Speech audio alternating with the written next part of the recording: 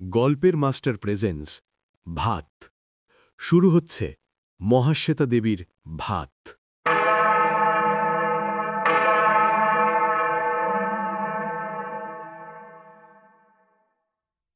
লোকটার চাহনি বড় বাড়ির বড় বউয়ের প্রথম থেকেই ভালো লাগেনি।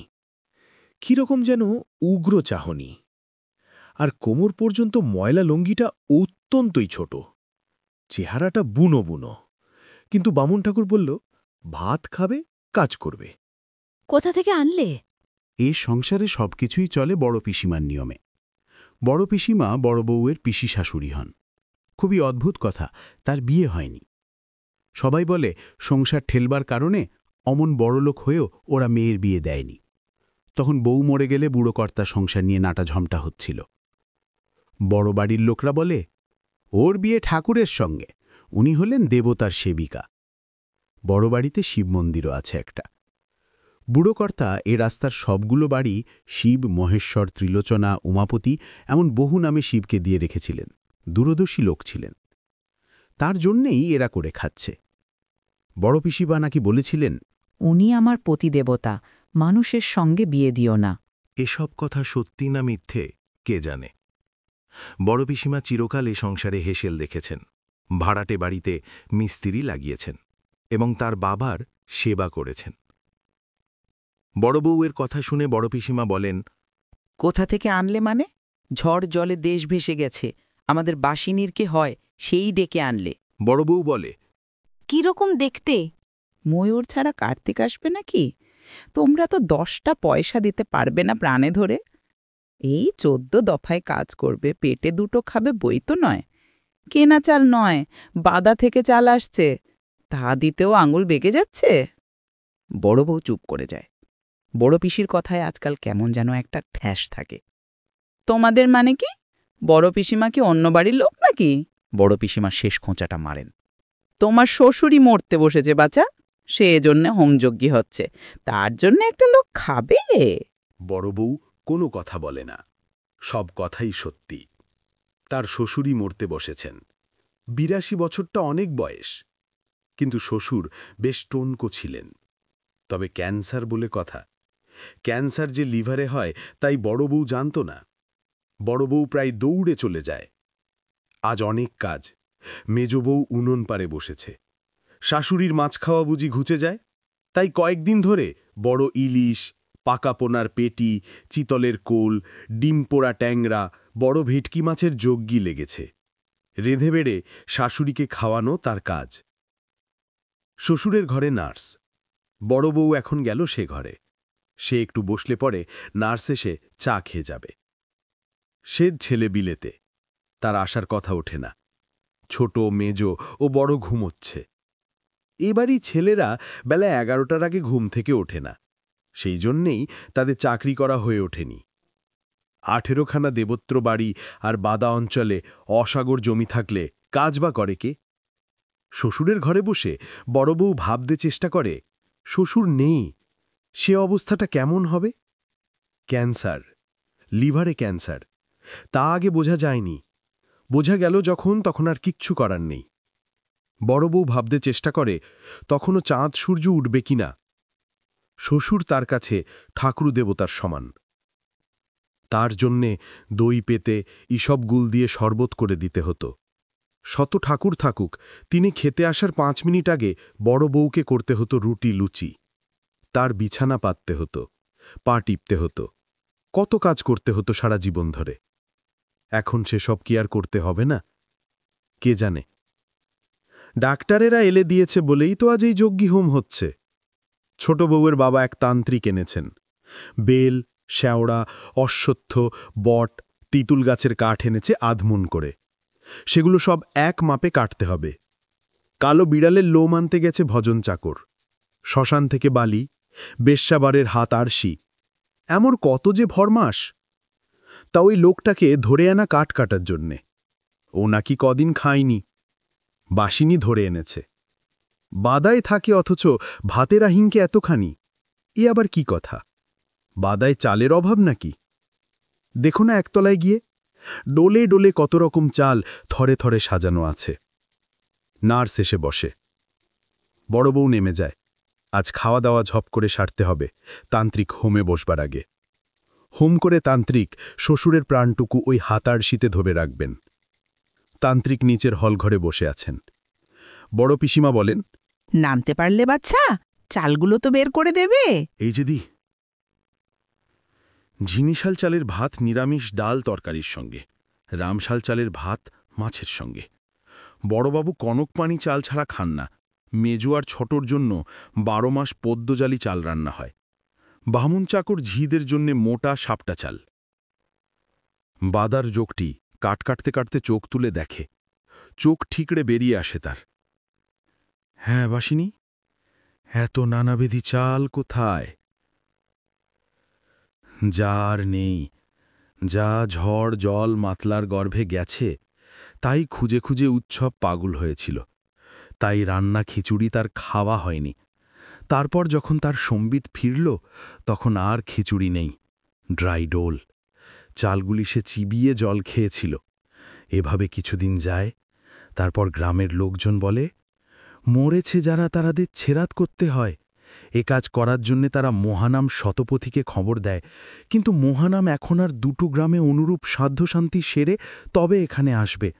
গ্রামবাসী অন্যরা মাছ, গুগলি, কাকড়া যা পাচ্ছে ধরতে লেগেছে।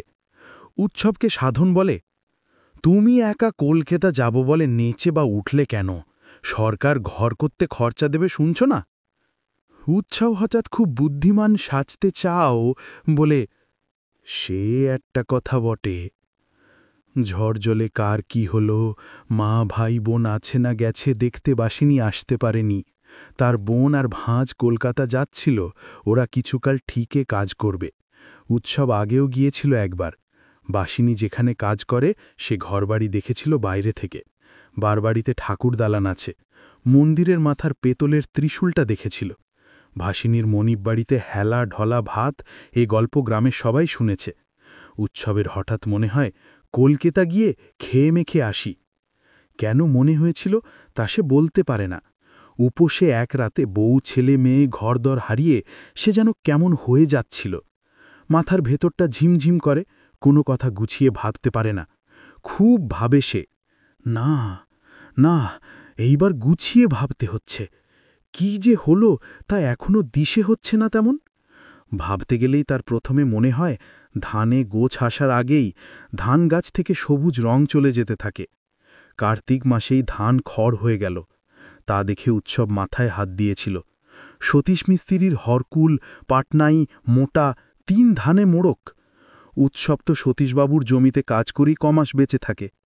ও উৎসব, মনিবের ধান যায় তো তুই কাঁদিস কেন? কাঁদব না সাধনবাবু, কাঁদব না? লক্ষ্মী না আসতে সেদে ভাসান যাচ্ছে, তা কাঁদব না এতটুকু? আমরা খাব কি? তা গুছিয়ে চিন্তা করতে বসলে আগে মনে হয় ধান খেতে আগুন লাগার কথা। তারপরই মনে পড়ে যে রাতে ঝড় হয়, সেই সন্ধে অনেক দিন বাদে সে পেট ভরে খেয়েছিল। এই এত হিঞ্চে সেদ্ধ আর এত গুগলি সেদ্ধ, নুন আর লঙ্কা পোড়া দিয়ে। দিনটা এমন ছিল যে সেদিনে গ্রামের সকল উৎসবেরাই ভরা পেট খেয়েছিল।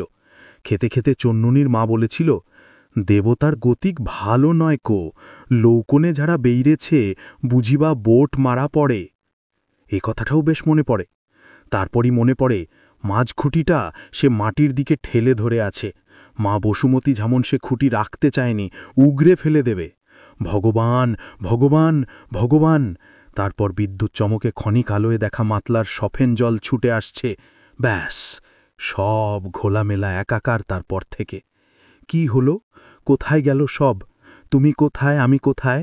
উৎসব নাইয়া, পিং হরিচরণ নাইয়া, কাগজসহ কৌটোটি কোথায়? বড় সুন্দর কৌটোখানি গো। চুন্নুনিদের যদি রেখে যেত ভগবান, তাহলে উৎসবের বুকে শত হাতির বল থাকত আজ। তাহলে সে কৌটো নিয়ে সবাই ভিক্ষে বেরোত। সতীশবাবুর নাতি ফুট খায়। উৎসব কৌটোটা চেয়ে এনেছিল। অমন কৌটো থাকলে দরকারে এক মুঠো ফুটিয়ে নেওয়া যায়। চমৎকার কৌটো। কি হলো? হাত চালাও বাছা, ওদিকে শুষছে কর্তা, হোম হবে, তা কাঠগুলো দাঁড়িয়ে দেখছ? বড় পিসিমা খনখনিয়ে ওঠে। বড় খিদে নেগেছে মাগো।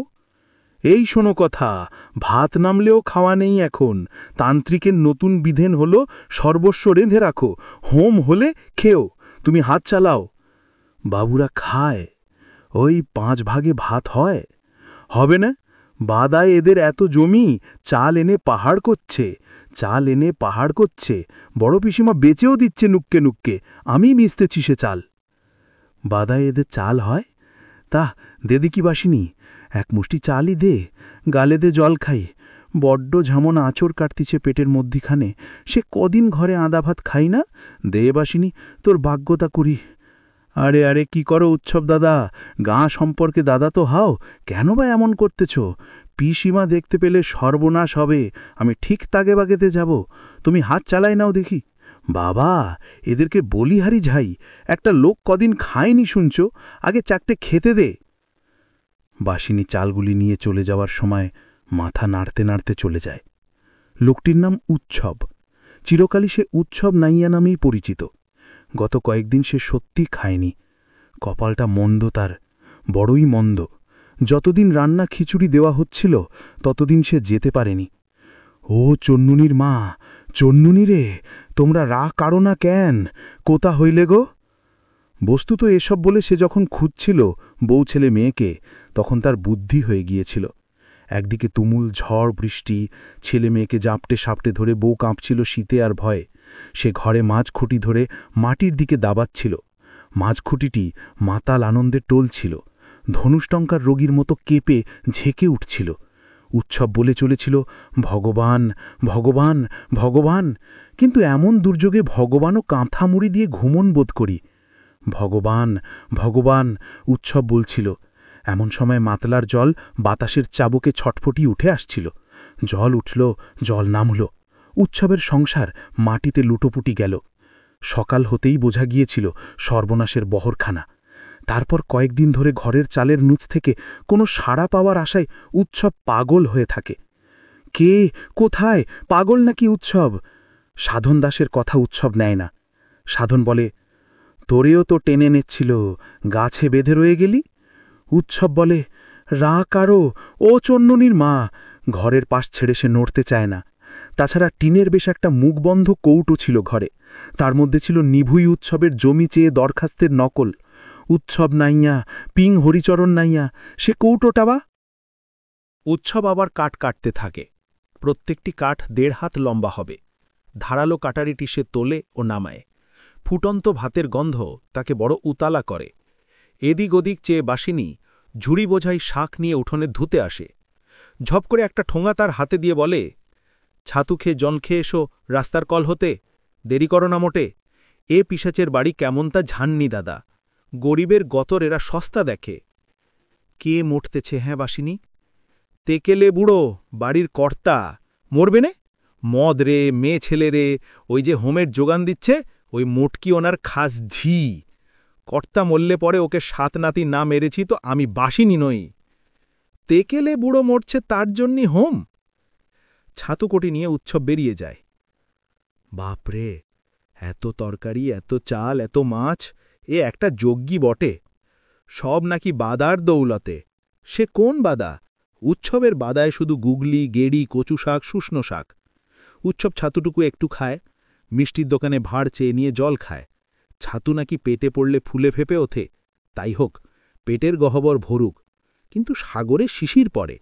উৎসব টের পায় না কিছুই। আবার সে ফিরে আসে। কোথায় গেছিলে? একটু বাইরে গেলাম মা। কাঠ কাটলে হোম, হোম হলে ভাত। উৎসব তাড়াতাড়ি হাত চালায়। মেজবউ চাচিয়ে বলে, খাবার ঘর মুছেছিস বাসিনী? সব রান্না তুলতে হবে। বাসিনী বলে, মুছিছি। বড় বউ হেঁকে বলে, সব হয়ে গেল? মাছের ঘরে সব হল। এলো সব কথা শুনে উৎসব বুকে বল পায়। ভাত খাবে সে, ভাত। আগে ভাত খাবে, জিভে ভাতের সোঁয়াদ নেবে। আসার সময় গাঁ গেয়াদি বলেছিল, কলকাতা যাচ্ছ যখন, তখন কালীঘাটে ওদের সরাত ছেড়ে দিও। অপঘাতে গেছে ওরা। হ্যাঁ, তাও করবে উৎসব। মহানাম শতপথী তো এলো না। এলে পরে নদীর পাড়ে সারবন্দি সরাদ হবে। উৎসব কালীঘাটে সরাত সারবে। সতীশবাবু বলেছে, উৎসবের মতিছন্ন হয়েছে বই তো নয়। বউ ছেলে মেয়ে অপঘাতে মরল, মানুষ পাগল হয়ে যায়। উৎসব ভাত ভাত করছে দেখো। তুমি কি বুঝবে সতীশবাবু? নদীর পাড়েও থাক না, মেটে ঘরেও থাক না, পাকা ঘর কি ঝড় জলে পড়ে? তোমার ধান চালও পাকা ঘরে রেখেছে, চোর ডাকাতে নেবে না। দেশ জোড়া দুর্যোগেও তোমার ঘরে রান্না হয়, ভাত খেতে দিলে না উৎসবকে? তোকে এগলা দিলে চলবে? তালি পালে পালে পঙ্গপাল জুটবে নে, এ হলো ভগবানের মার। এ চোর থেকে তোরে বাঁচাতে পারি? তা তুমি ভাত দিলে না? দেশে ভাত নেই? সেই যে পোকায় ধান নষ্ট, সেই হতেই তো উৎসবের আতপেটা শিকি উপোসের শুরু। পেটে ভাত নেই বলে উৎসব অপ্রীত হয়ে আছে, ভাত খেলে সে মানুষ হবে। তখন বউ মেয়ে ছেলের জন্যে কাঁদবে। দুঃখ তো ওর হয়নি, ও শুধু পাগল হয়ে বউ মেয়েকে ডেকেছিল কয়েকদিন ধরে, তখনই উৎসব প্রীত হয়ে গেছে। মানুষ থাকলেও ঠিকই বুঝত যে জলের টানে মানুষ ভেসে গেছে। কত গরু মোষ ভেসে গেল, চন্ননীর মাতো কোনো ছাড়। উৎসব কাটকাটা শেষ করে, আড়াই মন কাট কাটল সে, ভাতের হুতাশে। নইলে দেহে ক্ষমতা ছিল না। 5 ভাগে কাঠ রেখে আসে দালানে। উঠোনে কাঠের কুচো টুকরো সব ঝুড়িতে তুলে উঠোন ছাড় দেয়। তারপর বড় পিসিমাকে দেখতে পেয়ে শুধায়, মা, বাইরে যেয়ে বসব? বড় পিসিমা কোনো জবাবই দেন না, কেননা তান্ত্রিক হঠাৎ ওং রিং ঠং ঠং ভো ভো রোগ শিনু শিনু বলে গর্জে উঠে রোগকে দাঁড় করান। কালো বেড়ালের লোমে লোককে বেঁধে ফেলেন ও হোম শুরু করেন। একই সঙ্গে ওপর থেকে নার্স নেমে এসে বলে, ডাক্তারকে কল দিন। বড় মেজ ছোট ঘুম ভাঙা চোখে বিরস মুখে হোমের ঘর থেকে বেরিয়ে যায় বাসিনী। উৎসবকে বলে, তুমি ঝেঁ বাইরে বসো দাদা। না, মন্তর বললে বটে, যেমন হাকুর পারলে ওই কত্তা টাল নিলে, কত্তার দেহ থেকে ব্যাধিটা হাঁচড় পাঁচড় করে বেরিয়ে এলো। চ্যান করবে তো করে নাও। কেন? না, এখন চ্যান করব নে, মাথায় জল পড়লে পেট মানতে চায়নি মোটে। বাইরে এসে উৎসব শিব মন্দিরে চাতালে বসে। কেমন মন্দির, কেমন চাতাল! বাপ রে, এসব নাকি বাধার দৌলতে। শিব বাধাটা কোথায় থাকে?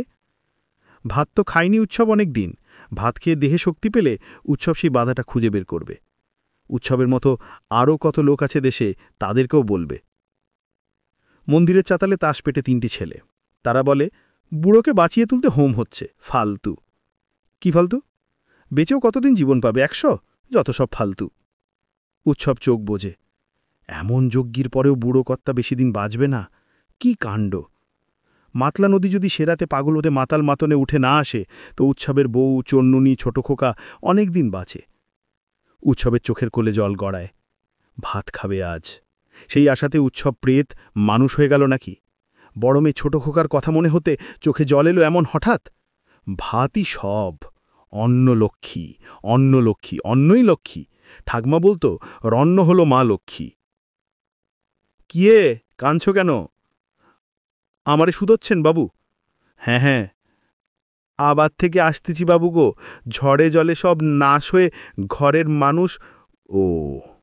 তাস পিঠানো ছেলেগুলি অস্বস্তিতে পড়ে। বয়স্ক ছেলেটি বলে, ঠিক আছে ভাই, ঘুম এসো। উৎসব সত্যি সত্যি ঘুমিয়ে পড়ে। ঘুমিয়েই থাকে সে অনেকক্ষণ, অনেকক্ষণ। অবশেষে কার পায়ের ধাক্কা খেয়ে ঘুম ভাঙে তার। ইস, এই যে সাঁঝবেলা গো, কিন্তু তাকে ঠেলা দিচ্ছে কেন লোকটা? ওঠো ওঠো, কে তুমি? বাবু, আমি। চুরির মতলবে পড়ে আছো? না বাবু, এই বাড়িতে কাজ করতেছিলাম। ওঠো ওঠো। উৎসব উঠে পড়ে। তারপর সে অত্যন্ত ঘাবড়ে যায়। রাস্তায় বেশ কয়েকটি গাড়ি, লোকে ছোট ছোট জটতালা। কি হয়েছে বাবু? কেউই তার কথায় জবাব দেয় না। উৎসব বাড়িতে ঢোকে। ঢুকতেই বড় পিসিমার বিলাপ শোনে, তোমার ছোট বেয়াই কি ডাকাতে সন্ন্যাসী আনলো গো দাদা? যজ্ঞী হলো আর তুমিও মরলে। ও দাদা, তুমি যে 82তে যাবে তা কে জানতো বলো গো দাদা? তোমার যে 98 বছর থাকার কথা গো দাদা। বাসিনীকে দেখতে পায় না উৎসব, তবে খুব কর্মব্যস্ততা দেখে। কীর্তন নাইলে বেরুন নেই, কেউ একজন বলে। কেউন কি বলছিস বড় খোকা? বোনরা দিদিরা আসুক, বড় পিসিমা বলেন। চন্দন বাড়ছ কেউ? খাটের টাকা কে নিয়েছে? বাগবাজারে ফোন করেছ? ফর্দটা দেখে দাও দেখি কেউ। খই ফুল ধুতি সব বস্তুর। উৎসব পাঁচিলের গায়ে সিটিয়ে লেপটে দাঁড়িয়ে থাকে। কত যে সময় যায়, কত কি যে হতে থাকে। মস্ত খাট আসে, রাতে রাতে বের করতে হবে, রাতে রাতে কাজ সারতে হবে, নইলে দোষ লাগবে। অনেক তোড়জোড় হয়, মেয়েরা এসে কাঁদে। হোম যজ্ঞ করেও যে বুড়ো কর্তার প্রাণটা যে রইল না, তাতে তান্ত্রিককে একটুও কুণ্ঠিত দেখা যায় না। তিনি লাইন ফেলেন তার। ফলে বড় পিসিমা চেঁচিয়ে বলতে থাকেন, 3 ছেলে হোম ছেড়ে উঠে গেল যে। এসব কাজে বিঘ্নি পড়লে রেখে আছে? এ কথার আলোচনায় খুব সরগরম হয় বাড়ি। শোকের কোনো ব্যাপার থাকে না, বাড়ির উনুনি জ্বলবে না। রাস্তার দোকান থেকে চা আসতে থাকে। অবশেষে রাত 1টার পর বুড়োকর্তা বোম্বাই খাটে শুয়ে নাচতে নাচতে চলে যান। পেশাদারী ও দক্ষ শববাহকেরা আধা দৌড় দেয়, ফলে কীর্তন দলও দৌড়াতে বাধ্য হয়। বড় পিসিমা বলেন, বাসিনী, সর্বস্ব রান্না পথে ঠেলে দিকে যা, ঘরদোর মুক্ত কর সব। বউরা যাও না, দাঁড়িয়ে বার হইলে কেন? উৎসবের মাথার মধ্যে যে মেঘ চলছিল সেটা সরে যায়। সে বুঝতে পারে সব ভাত ওরা পথে ফেলে দিতে যাচ্ছি। বাসিনী বলে, ধর দেখি দাদা। এই যে ধরি। উৎসবের মাথায় এখন বুদ্ধি স্থির, সে জানে সে কি করবে। আমাকে দে ভারিটা। মোটা চালের ভাতের বড় ডেকটি নিয়ে সে বলে, দূরে ফেলে দে আসি। হ্যাঁ হ্যাঁ, নয়তো কুকুরে ছেটাবে, সকালে কাকে ঠোক দেবে, বামুন বলে। বেরিয়ে এসে উৎসব হনহনিয়ে হাঁটতে থাকে। খানিক হেঁটে সে আধা দৌড় মারে। ভাত, বাদার ভাত তার হাতে এখন। পথে ঢেলে দেবে, কাকে কুকুরে খাবে? দাদা, ত্রস্তবাসিনী প্রায় ছুটে আসে। অসুচি বাড়ির ভাত খেতেনি দাদা? খেতেনি? তুমিও ঝে বামুন হয়েছ? ও দাদা, ব্যাগ্যতা করি। উৎসব ফিরে দাঁড়ায়। তার চোখ এখন বাদার কামটের মতো হিংস্র। দাঁতগুলো বের করে সে কামটের মতো হিংস্র ভঙ্গি করে। বাসিনী থমকে দাঁড়ায়। উৎসব দৌড়াতে থাকে। প্রায় এক নিঃশ্বাসে সে স্টেশনে চলে যায়। বসে ও খাবলো খাবলো ভাত খায়। ভাতে হাত ঢুকিয়ে দিতে সে স্বর্গ সুখ পায়, ভাতের স্পর্শে। চন্নুনির মা কখনো তাকে এ সুখ দিতে পারেনি। খেতে খেতে তার যে কি হয়, মুখ ডুবিয়ে দিয়ে খায়। ভাত, শুধু ভাত, বাদার ভাত। বাদার ভাত খেলে তবে সে আসল বাদাটার খোঁজ পেয়ে যাবে একদিন। আছে, আরেকটা বাদা আছে, সেই বাদাটার খোঁজ নির্ঘাত পাবে উৎসব। আরও ভাত খেয়ে নি। চন্নুনি রে, তুইও খা, চন্নুনির মা খাও, ছোট খোকা খা, আমার মধ্যে বসে তোরাও খা। এবার জল খাই, জল, তারপর আরও ভাত। ভোরের ট্যানে চেপে বসে সোজা ক্যানিং যাচ্ছি। ভাত পেটে পড়েছে, এখন ঝাঁচি যে ক্যানিং হয়ে দেশে ঘরে যেতে হবে। উৎসব হাঁড়িটি চাপটে কানায় মাথে ছুঁয়ে ঘুমিয়ে পড়ে। পেতলের ডেকটি চুরি করার অপরাধে সকালে লোকজন উৎসবকে সেখানেই ধরে ফেলে। পেটে ভাতের ভার নিয়ে উৎসব ঘুমিয়েছিল, ঘুম তার ভাঙেনি। মারতে মারতে উৎসবকে ওরা থানায় নিয়ে যায়। আসল বাধাটার খোঁজ করা হয় না আর উৎসবের। সেই বাধাটা বড় বাড়িতে থেকে যায় অচল হয়ে।